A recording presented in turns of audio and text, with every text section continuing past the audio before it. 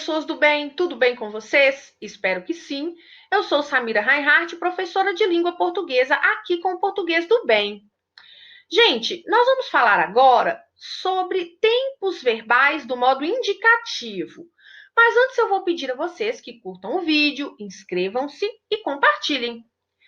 Bom, então vamos lá? Tempos do indicativo. Como eu falei num vídeo anterior, o indicativo exprime certeza de algo. Os tempos verbais relacionados a ele são, vamos ver aqui agora, então, quais são eles. Temos, então, o presente, o pretérito, que no caso é o pretérito perfeito, o imperfeito e o mais que perfeito. E temos também o futuro do indicativo, que no caso é o futuro do presente e o futuro do pretérito. Então, são esses aí os tempos do indicativo. Vamos começar a ver aqui o tempo presente. Bom, gente, o presente, ele indica algo, né, que acontece no momento da fala, no momento da ação, tá? Por exemplo, eu tenho aqui, Mariana fala ao telefone com Luana. Então, vocês podem observar aqui que o verbo fala, ele indica exatamente algo que está acontecendo ali no momento dessa ação, tá? Então, Mariana fala ao telefone com Luana. Então, se está ocorrendo ali no momento da ação, no momento da fala, eu tenho, então, presente do indicativo, ok? Vamos continuar aqui, agora nós vamos ver pretérito perfeito. Gente, o pretérito perfeito, ele indica um fato totalmente concluído no passado, tá? Olha esse exemplo aqui. Mariana falou com Luana ontem. Então, gente, observem aqui que essa forma verbal aqui, verbo falar, falou, ela indica uma ação que foi feita no passado, ficou lá no passado, concluída, e passa até a ideia de que Mariana falou com Luana ontem, né? Só uma vez. Então, passa essa ideia que foi só uma vez, foi concluído, pronto, acabou, e ficou no passado. Bom, então aqui nesse caso eu tenho o pretérito perfeito. Vamos continuar aqui agora e vamos ver o pretérito imperfeito. Gente, o pretérito imperfeito indica algo habitual no passado, ou seja, passa-se a ideia de que algo não foi totalmente concluído. Então aí é o contrário do pretérito perfeito, tá vendo? Porque o pretérito imperfeito ele vai passar essa ideia aí de que algo como era habitual, então passa aí uma ideia de rotina, algo que aconteceu mais de uma vez, continuamente, tá? Então, observem aqui. Eu tenho aqui a forma verbal caminhava, né? Essa forma verbal, gente, caminhava, ela passa essa ideia, né? De que algo acontecia várias vezes. Isso não aconteceu uma vez só. Então, acontecia muitas vezes, né? Aconteceu muitas vezes. Então, passa a ideia de que era algo habitual, de que era algo rotineiro. Então, uma coisa que acontecia sempre. Então, portanto, quando eu quiser me expressar dessa forma, né, eu vou usar, então, o pretérito imperfeito, tá? Porque é algo que era habitual. Continuando aqui agora, nós vamos ver o pretérito mais que perfeito. Gente, o mais que perfeito, ele indica duas ações, tá? Ele indica uma ação após a outra, tá? É uma ação seguida da outra. Ou seja, é o passado, né? Algo ocorrido no passado antes de outra também ocorrida no passado. Acharam complicado? Mas vocês vão ver que não é complicado. Inclusive, nós usamos muito mais que perfeito, tá? Olha, nós temos duas formas do mais que perfeito. Nós temos a forma simples e temos a forma composta. Então, temos aqui o mais que perfeito simples primeiro e temos depois o composto aqui. Eu vou explicar primeiro o simples. Bom, observem aqui. Ele entrara logo após a professora. Gente, aqui eu tenho duas ações. Uma foi da professora e a outra foi dele, né? Então, aqui, olha, ele entrara logo após a professora. Quem entrou primeiro? Quem entrou primeiro foi a professora. Então, a professora, ela entrou primeiro, tá? Ela entrou antes da pessoa, tá? Então, gente, aqui, nesse caso, eu tenho uma ação seguida da outra, tá? Portanto, gente, eu estou falando do pretérito mais que perfeito simples, porque aqui, ó, eu tenho essa terminação nessa forma verbal aqui, tá? Então, eu tenho aqui o mais que perfeito simples. Gente, agora o composto, observem que vai acontecer a mesma coisa. São duas ações, uma após a outra. Porém, tem uma diferençazinha aqui. Observem aqui. Quando a professora entrou na sala, João já tinha entrado. Pessoal, observem aqui. São duas ações também. Olha, quando a professora entrou. Quem entrou primeiro? João, né? Quando a professora entrou, João já tinha entrado. Quem entrou primeiro? O João. O João entrou antes da professora, nesse caso aqui, tá? Então, eu tenho aqui duas ações, né? Uma seguida da outra. Porém, aqui eu tenho o mais que perfeito composto, porque eu vou usar dois verbos aqui, o verbo ter, nesse caso aqui o verbo ter, né? E também vou usar o verbo no particípio, que é o verbo entrar, e ele está aqui flexionado na forma nominal particípio, tá? Ele tem essa terminação ado aqui.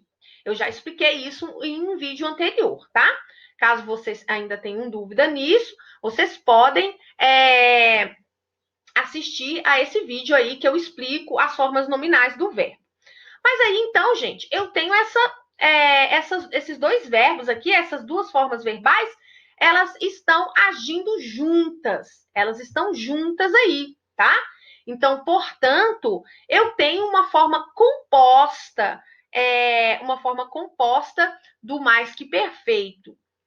Pessoal, o mais que perfeito composto, ele é muito mais utilizado no cotidiano, tá? No dia a dia. Vocês podem observar que vocês usam muito essa forma verbal aqui, tá? No mais que perfeito. Vocês vão usar muito mais o composto. Nós todos usamos muito mais o composto. Ele é bem mais utilizado do que a forma simples, tá? Do mais que perfeito. Por quê? O mais que perfeito simples, ele soa mais formal, né? Ele é mais formal. Nós vamos encontrar muito aqui o mais que perfeito também em textos mais formais, em clássicos, né, da literatura mais antiga. Nós também podemos observar que vai ter mais o mais que perfeito simples do que o composto. Mas no dia a dia, não. No dia a dia, o mais que perfeito composto é mais usado, sim. Ok? Não que não possa, né, gente? Pode usar os dois. Eu acho até muito mais bonito usar a forma simples. Mas o mais que perfeito composto é bem mais usado, sim. Bom, então agora vamos para o futuro do presente. Nós temos aí uma frase, olha, Juliana apresentará seu trabalho amanhã. Gente, o futuro do presente, ele indica algo que ainda não ocorreu, tá? Ele ainda vai ocorrer, porém, alguma coisa, como ele é do indicativo, né? Futuro do presente do indicativo, ele indica alguma coisa que ainda vai ocorrer, mas ele passa uma certeza. Mas como assim, professora? Se é futuro, como é que vai passar uma certeza de que vai acontecer? Bom, por mais que seja futuro, ainda não aconteceu, e todo mundo sabe que futuro é uma coisa que não se sabe se vai ocorrer ou não, eu ainda assim consigo passar uma certeza no que eu falo. Olha só, Juliana apresentará seu trabalho amanhã, tá? É um futuro, ainda não ocorreu, mas eu consegui passar uma certeza aí, eu exprimo certeza aí nessa minha fala, tá? E Juliana apresentará seu trabalho amanhã. Bom, o futuro também pode ser futuro do pretérito. Aí, nesse caso, gente, o futuro do pretérito, ele é usado num acontecimento futuro, mas que passa aí uma condição, passa a ideia de que ele tem mais probabilidade de não acontecer, porque algo pode impedir, né? Nós podemos aí passar essa ideia aí com o futuro do pretérito. Ele tem uma probabilidade de acontecer, mas tem uma grande probabilidade de não acontecer também, porque algo pode impedir, ou porque tem uma condição ali. Por exemplo, olha, Juliana apresentaria seu trabalho muito bem.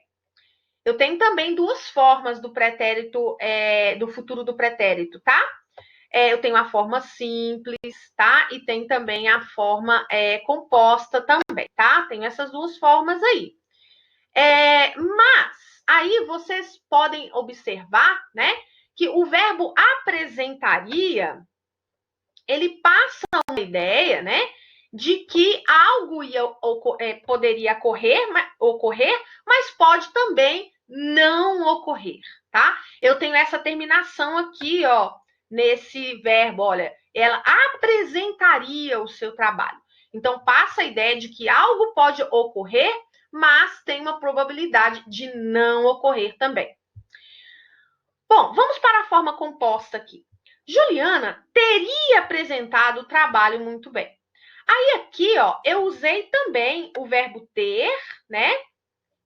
O verbo ter, e também usei o verbo agora apresentar na sua forma nominal particípio, tá? Apresentado. Então, Juliana teria apresentado o trabalho muito bem. Gente, aqui é composto porque essas duas palavrinhas estão agindo juntas, tá? Uma com a outra, juntas aqui, tá? Para passar essa ideia. Portanto, eu tenho aqui, então, o futuro do pretérito composto. Mas a ideia é a mesma, tá? Há algo que pode acontecer, mas pode não acontecer também. Continuando aqui com o futuro do pretérito, eu tenho um outro exemplo aqui, agora, de uma ideia que passa aqui condição, né? Um futuro condicional. Olha só, ela iria ao seu aniversário se você a convidasse. Então, aqui, olha, eu tenho uma condição, algo que passa, que transmite aí essa ideia de condição, né? Ela iria, mas se fosse convidada. Então, aqui nesse caso, eu tenho um futuro do pretérito que passa a ideia de condição, tá? É uma ideia aqui que passa também essa ideia aí, né, de que pode acontecer, mas tem uma probabilidade também de não acontecer, porque algo pode impedir ou porque tem aqui uma condição. Bom, pessoal, nós vimos aqui então tempos verbais do modo indicativo. Nós continuaremos em outros vídeos, tá? Com verbos ainda, vamos continuar vendo verbos, vamos ver tempos do subjuntivo e vamos ver também tempos do imperativo, tá? Mas isso em outros vídeos. Muito obrigada por ter acompanhado até aqui e até mais e fiquem bem.